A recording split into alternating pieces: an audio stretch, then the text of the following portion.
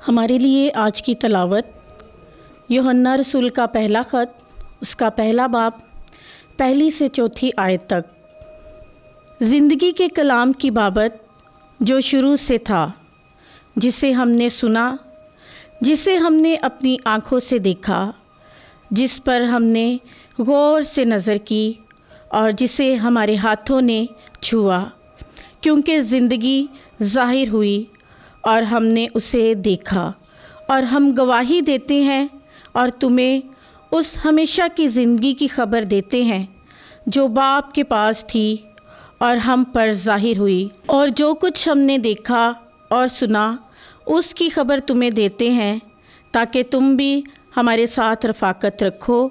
और हमारी रफ़ाकत बाप के साथ और उसके बेटे यीशु मसीह के साथ है।